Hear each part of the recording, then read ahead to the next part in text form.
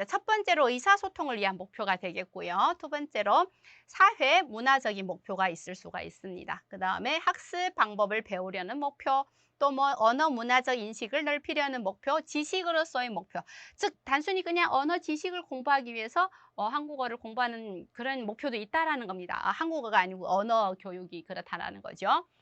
그리고 한국어 교육도 보시면 크게 이제 여러 가지 중에서 의사소통의 목표를 제일 기본적으로 많이 보이고요. 그다음에 지식 축적의 목표, 이 지식을 축적하려는 것을 목표로 한국어를 배우는 사람도 있고요. 사회 문화적인 목표, 한국 사회에 대한 한국 문화에 대한 이해를 목표로 하고 이제 한국어 교육을 받는 사람들이 있는데요. 어찌 됐든 간에 여기 이제 다양한 목표 중에서 오직 의사소통을 위한 목표만이 교육 대상이나 환경에 관계없이 가장 기본적이고 중요한 목표로 인식이 된다라는 겁니다. 즉 외국어 교육의 목표는 뭐라고요? 자, 의사소통을 위한 것이다라는 것입니다. 자, 그러면 이제 문법 교육의 목표 보겠습니다. 즉 외국어 교육에서의 문법 교육의 목표는 자, 문법을 생성하고 일단 만들어내야겠죠. 규칙을 통해서 무한정으로 문장을 만들어내고 또 오류 화석화를 방지하기 위해서 오류 수정 능력도 길러줍니다. 이것이 문법 교육이 필요한 이유고요.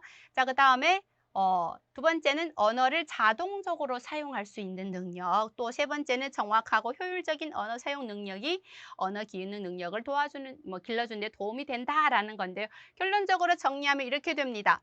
문법 교육은 문법 이해를 통해서, 그러니까 이해가 뭐예요? 규칙, 원리들을 이해하는 거죠. 이것을 통해서 목표로 정확하게 유창하게 의사소통하는 데 최종 목표를 둔다라는 겁니다. 자, 보세요. 자, 결국에는 이것이 뭐예요?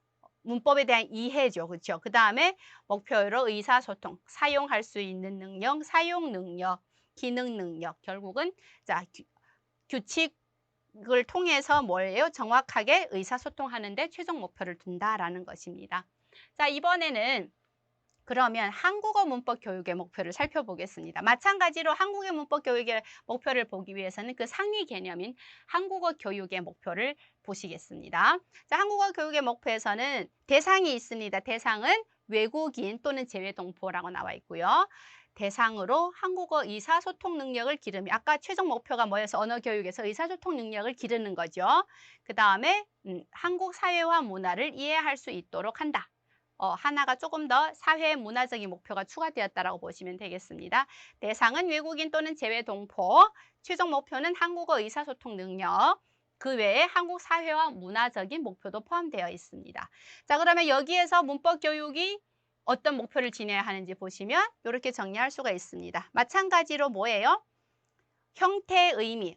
앞에서 이제 구조적인 내용이 형태와 의미 뿐만 아니라 사용에 필요한 정보를 파악해야 됩니다. 그래서 형태도 알고 있어야 되고 의미도 알고 있어야 되고 기능도 알고 있어야 된다는 얘기고요.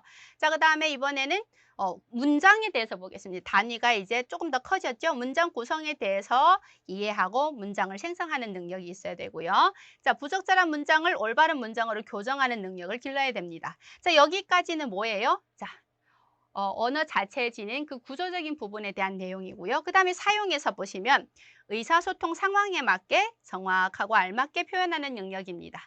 즉 여기에서는 구조적인 내용, 양면적인 속성 그대로 지닙니다. 구조적인 내용, 여기는 뭐예요? 사용과 관련된 내용.